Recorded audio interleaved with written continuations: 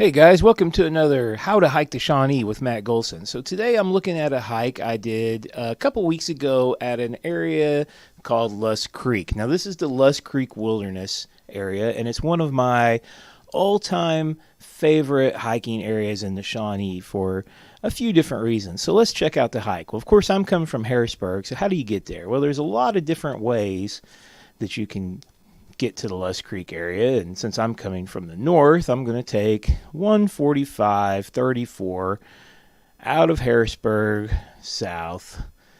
And there's a couple there's really one big major trailhead for the area, and that is here off of New Home Road.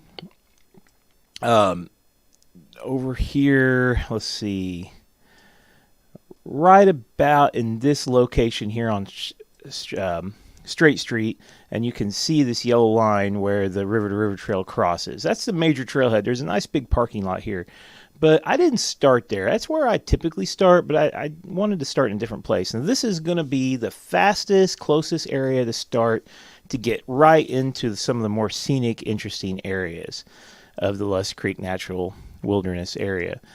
Another popular place would be over here on Indian Kitchen Road, right about here. This is Indian Kitchen, this deep area right here. This is a great place to hike to, but again, it's not really, it's kind of weird because it's one of the coolest places in the Lusk Creek Wilderness, but the trail system is disconnected from the rest of it, and I don't really understand that. But anyway, so I'm going to start over here off of Liberty. It's Oak Road, and Oak Road's going to make a sharp left right here, and then this is gravel. So real quickly, how did I get here? Off 145, I follow 34 until I get to Blackman Hill Road, and follow Blackman Hill Road to Oak Road, and again, like I said, right about here, the pavement is going to make a sharp left and gravel continues straight. So you're going to go on past Gossage Cemetery at this little bend right here. And the road is in pretty good shape. It occasionally has some washouts. It's occasionally kind of muddy, but I had no issues getting back here in my Honda Civic, so I wouldn't be afraid to drive just about anything back here. So right at this green dot, there is a parking lot for a trail, and it's not much of a parking lot. You might fit 2 cars in it at the most, but there's a trail, there's a sign. It's pretty easy to see. And on down here, we have New Liberty Church, which is this kind of old country church at the end of this road, which is kind of worth checking out. But anyway, I'm going to start right here, and let's kind of check out the hike and see where it goes. All right, guys, I've switched over to a trail map. Now, this is the 2010 interim equestrian trail map that is pretty hard to find. You have to know how to find it on their website. It seems to me that, I don't know why they do this, but the Shawnee National Forest has maps, and they kind of like to hide them on their website. But if you search the right way, you can find this online. And this has got all the trails where they were rerouted and repaired back in starting around 2010, a big project to fix a lot of trails. You can also find an older version of this map that has the trails before they were rerouted, and they improved them quite a bit. So here's New Liberty Road. You can see a couple little road offshoots from this. These aren't really roads. Maybe they were at one time, but they're not graveled, and they're kind of like, I've ridden my bike on both of these, and they're just not very conducive. You wouldn't want to drive them. Okay, so here's that trail parking lot I was talking about, and just real quickly, if you look over here, this is the major trailhead of the area. Nice big parking lot if you have a big vehicle or something or whatever. If you just want to start at the official trailhead, it's over here on this west side of the area, but I like to start over here. This is the not really the far east side, but this is just a good place to go in if you want to get to Secret Canyon first. So now, as you can see on this map, there's a lot of interesting places to check out in the Lusk Creek area here. and the first one being Secret Canyon we're going to check out. So let me zoom in a little bit and we will follow the trail. You're going to start on the 492A, which is this is an excellent trail up here at the top, very fast and easy to walk, and you're going to follow it until you get to the first intersection here. When you get to the 457, you'll have a T intersection, right or left. And when they did a lot of repair work in the last really 7-8 years, they've been doing a lot of work here. One thing you'll notice is that the signage has really improved. There were signs, they were destroyed, worn out, and broken, and gone, and a lot of them have been improved with new signs. So you'll see a sign telling you where to go here to get to Secret Canyon. So we're going to follow 457.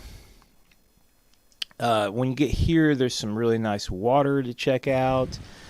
And one of the reasons why I enjoy Lusk Creek Canyon so much is that the trails are pretty rugged and they're pretty varied. There's not really a lot of boring sections, you know. It seems like you're almost always kind of going up, down. You're almost always kind of going past some rocks.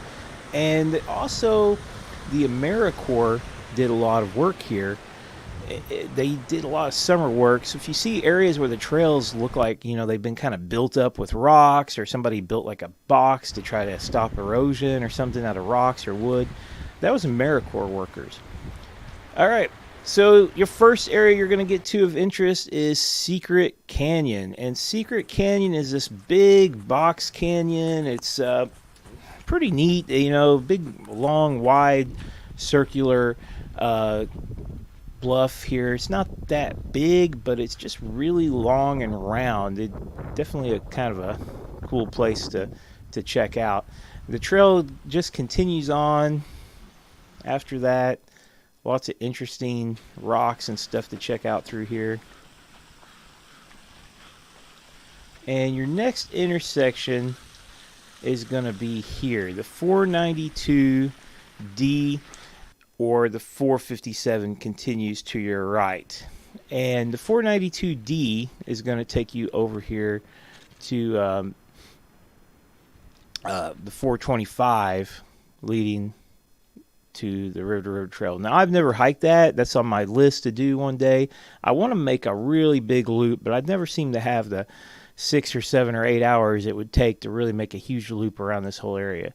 So the 457 is my next trail, and got a lot of back and forth through here.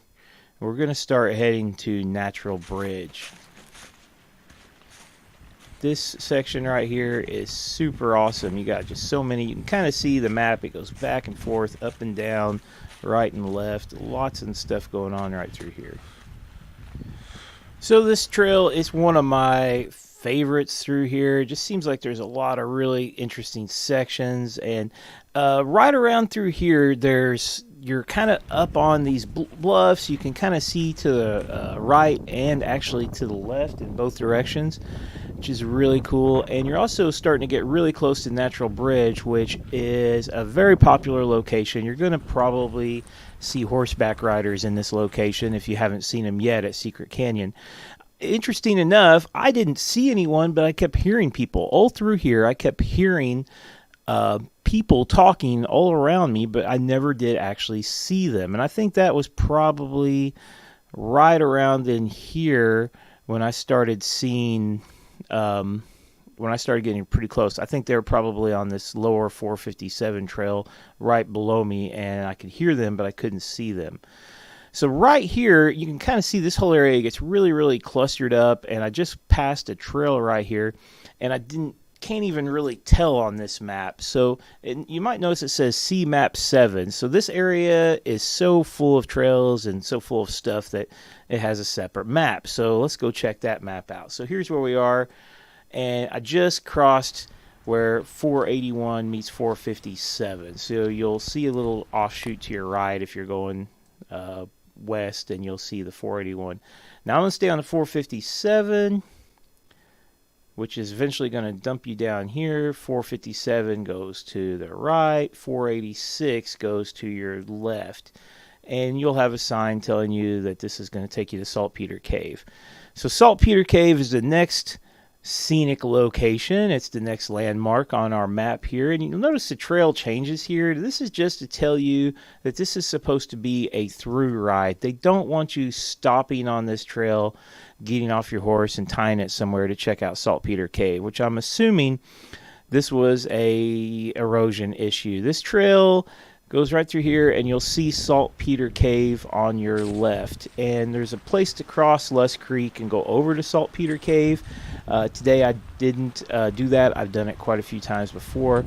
But there's no other trails over here that you can access. Now this trail above Saltpeter Cave, you're going to need climbing gear or just be like an ultra free climber to get up to it. So it's up above the bluff. Now, Saltpeter Cave is probably really more accurately described as a shelter bluff, but it's a pretty big shelter bluff. So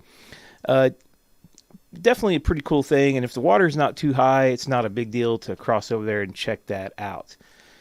So continuing on, you're going to see a sign telling you Saltpeter Cave crossing. And this crossing is not too bad, but on the way there it looks kind of crazy because there's like a lot of right through here there's a lot of, like, the creek kind of makes a lot of different routes, and you'll be passing these routes that probably won't have water in them.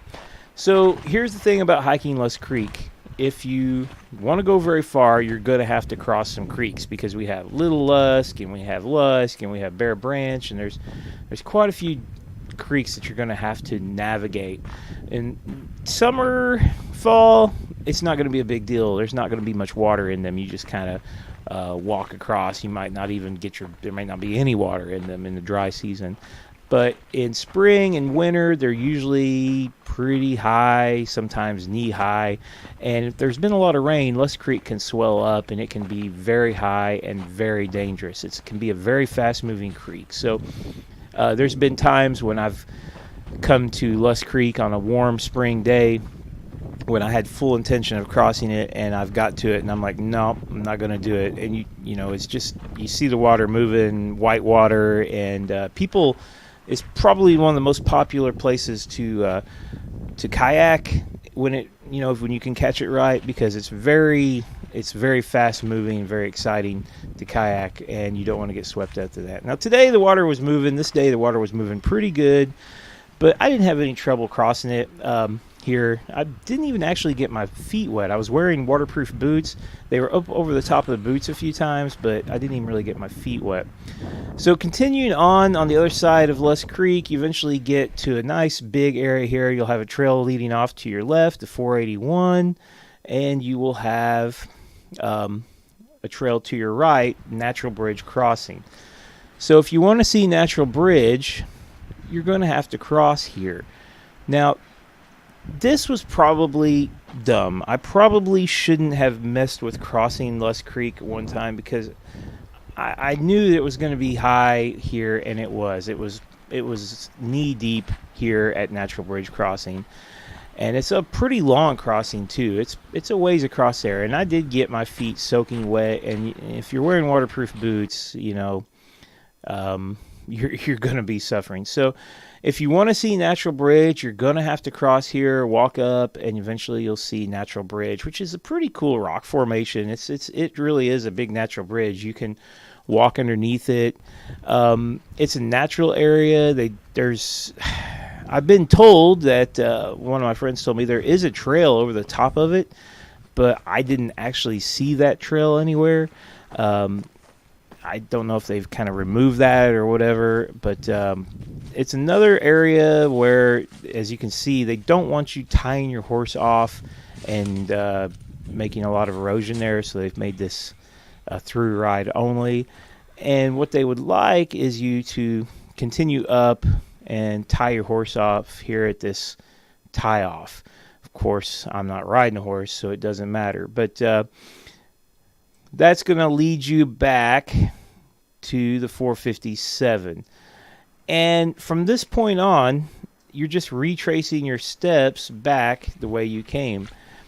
I don't like doing this. In fact, I didn't intend to do this, but when I got here, I wanted to see Natural Bridge, and I also wanted to get back because I was running out of time, and I was thinking that continuing up to the 481A, and I've hiked all this before, crossing here at Blanchard and 457 back, it was probably going to be similar distance, but I just wasn't sure, and I decided to just start making my way back. So the rest of the trip is just what you've already seen. But I did do one kind of weird thing, which I really didn't do intentionally, but somewhere right around here, I must have got off on a side trail. It looked very, I don't know exactly where it was, but somewhere right around here, it looked very much like the trail, and I didn't realize I wasn't on it, and I ended up coming out here at the church, which really surprised me because I didn't realize I'd gotten off the trail. It's only about a quarter of a mile hike up the hill back to the parking lot, and it was kind of cool because I got to see New Liberty Church and check that out. Hadn't been there for a while. So anyway, this is a wonderful hike. If you want to get in some of the coolest locations in I think it was about a 7-mile hike, you want to get them in pretty fast because Secret Canyon, Natural Bridge, Saltpeter Cave are all, fairly close. If you start at the actual trailhead over here, this is about getting here to this first crossing. This is about 2 or 3 miles. So to get over here to Secret Canyon, you're going to have probably 5 miles almost just to get over here to Secret Canyon. So to get to Secret Canyon back from the main trailhead over here, you're probably looking at more like an 11 or 12 mile hike maybe. So, and another cool thing about this hike is you can start here off the New Liberty Road, even in high water, and get to Secret Canyon. You can go to Saltpeter Cave, and Natural Bridge without crossing the creek. Instead of crossing here, you just turn back around and hike to this side and check that out. So in high water, if you can't cross the creek, you can still see those two areas.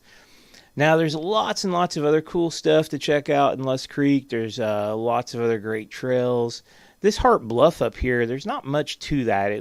You'd think it'd be cool on the map, but it's really just kind of not much of just another bluff. So I'm not sure why it has a name. I'm not sure why it's a landmark.